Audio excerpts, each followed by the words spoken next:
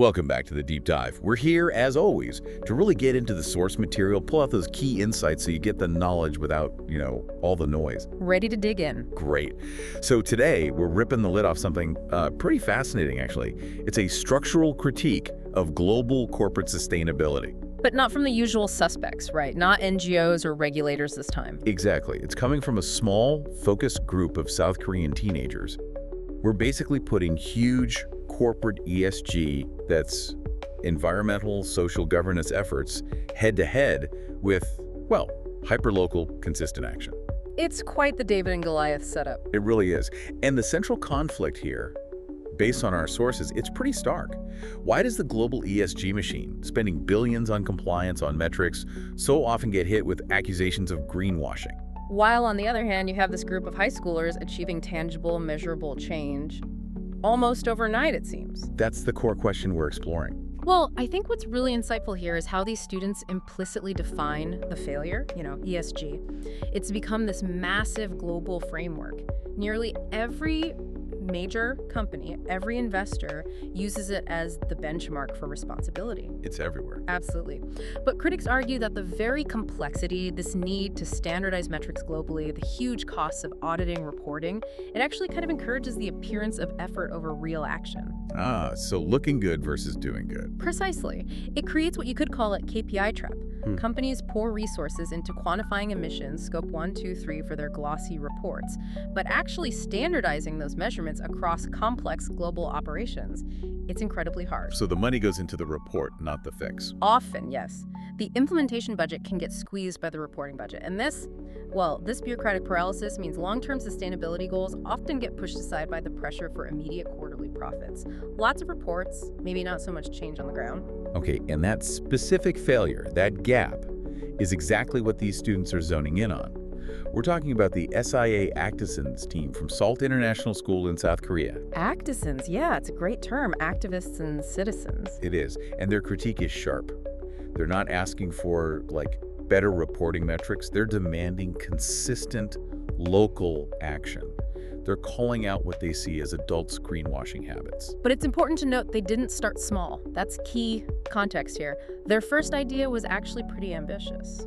Oh, really? What was that? They wanted to perform external audits, assess the ESG practices of other schools. Think about that for a second. Wow, okay, so they were initially mimicking the very top-down approach they ended up critiquing. Exactly, and they hit a wall pretty fast. They realized that kind of sweeping strategy, it was too complex, needed too many resources, and honestly, it was just too abstract for them to manage effectively as students. So that failure became a learning moment. A crucial aha moment, yeah.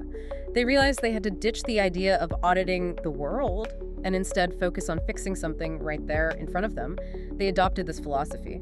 Perfection is unrealistic, but starting matters. I like that. Pragmatic. Very. They shifted from grand, complex strategies to small, highly measurable, local actions. Okay, so if complex strategy was the dead end, Yeah. what was the simple action? What did they actually choose to do? They picked a problem that's universal, structural, often invisible, but huge. Food waste. Food waste, right under our noses. And you have to grasp the scale we're talking about. This isn't just, a few scraps left on a plate. Globally, we throw away well over 1 billion tons of food every single year. 1 billion tons. That's almost hard to comprehend. It is. Now, zoom into South Korea. Over 5 million tons of food tossed annually. 5 million tons just in South Korea. That's staggering. What about the cost? The financial hit is massive too. The cost of that waste in South Korea alone is almost 2 trillion won. That's about $1.5 billion US every year. Unbelievable. So it's an enormous structural problem just hiding in plain sight, every school cafeteria, every restaurant. Exactly, a huge systemic failure. And the students decided, you know what? This failure doesn't necessarily need a new national policy right now. It needs a cultural shift, starting with just one lunch tray. Okay, so let's get practical. Yeah. How did they actually run this campaign inside their school? Well, they started by observing. They noticed a really specific, common issue. Students' lunch trays often came back with standard side dishes like rice and kimchi, completely untouched. Things everyone gets served. Right. It wasn't just about not being hungry. It seemed like a habit, an acceptance of waste. So how do you tackle a habit like that? one with financial, environmental, cultural threads all tangled up. They did something really clever. They flipped the script. They made clean plates a source of community pride, something visible, something to aim for together. Accountability. Shifting it from a private act of waste to a public act of responsibility. Precisely. And their methods were brilliant because they integrated this ESG principle, waste reduction, right into the daily routine, the culture, which is often what big corporate strategies fail to do. They didn't just put up a poster saying waste less. What did they do specifically? They created measurable, competitive metrics. For instance, different classrooms tracked their waste reduction scores, adding a bit of friendly competition. Gamification, almost. Kind of, yeah. Younger elementary students got involved with a specific no leftovers challenge. And crucially, the teachers participated too. How so? Teachers made a point of taking smaller portions initially, especially of those commonly wasted items. They were physically demonstrating the desired behavior, setting an example from the top down within the school. That institutional modeling, that's key, isn't it? It shows it's not just a student fad, it's a whole community effort. Absolutely. It makes it feel like a permanent cultural shift, not just a temporary contest. And did it work? What did the sources say about the impact? The impact seems to have been pretty immediate. Our sources quote one student saying, "Watching trays come back empty showed us that small actions can change a community. It became visible proof of concept." That's powerful, just seeing the change. And it wasn't just the lunch line. They went broader. They used a mix of education and, well, entertainment. Posters with humor, daily waste-saving tips shared around the school. Making it engaging, not preachy. Exactly. They even integrated ESG principles into school games during themed events. So sustainability wasn't some boring separate task. It was woven into the fun parts of school life. So the governance model here, if you can call it that, was basically immediate, visible accountability. Totally. A clean plate is a very definitive metric, isn't it? You succeed or fail right then and there. No complex reporting needed. Okay, this is where it gets really interesting, connecting it back to the corporate world. Let me play devil's advocate for a second. How does this small school project possibly scale to a global company? That's the $1 million or maybe $1 billion question, right? Yeah, I mean, corporate ESG has to deal with Scope 3 emissions, complex global supply chains. You can't just tell Samsung employees worldwide to clean their plates, can you? Yeah. Isn't this just a nice but ultimately anecdotal success story? It's the essential question, and I think the students, through their actions, offer a pretty compelling answer. It's not literally about mandating clean plates everywhere. Okay. It's about the principle. It's about choosing metrics of action that are equally undeniable, equally visible, and locally integrated within the specific context.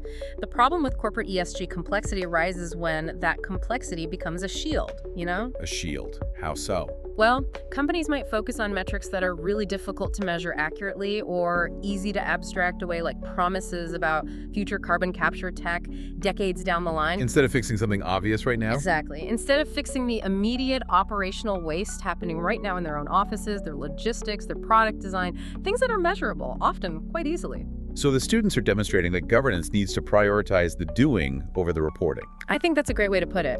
Prioritize operational implementation over just strategic reporting. Their success didn't rely on multi-million-dollar tech or complex audits. It relied on daily commitment, community visibility, and shared accountability. Which actually lowers the financial burden while raising the behavioral standard. Precisely.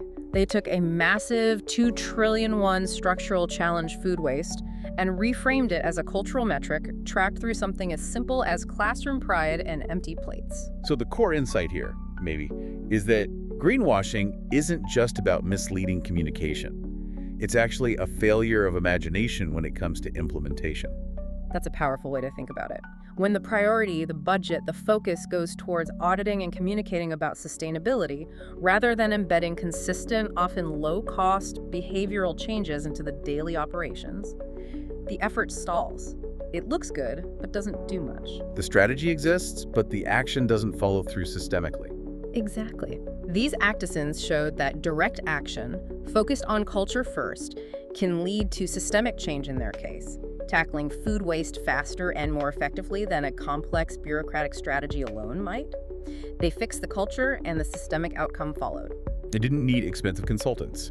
It needed consistent behavior amplified by education and that sense of community pride. Right. And their conclusion, according to the sources, is basically a direct challenge back to the adult world, the ones running the big corporations and ESG initiatives. It really is. The students are essentially saying, look, we've made our move. We've shown it's possible to get measurable results with high accountability and low complexity. The next move belongs to you, passing the baton from the lunchroom back to the boardroom. It's quite the mic drop moment, isn't it?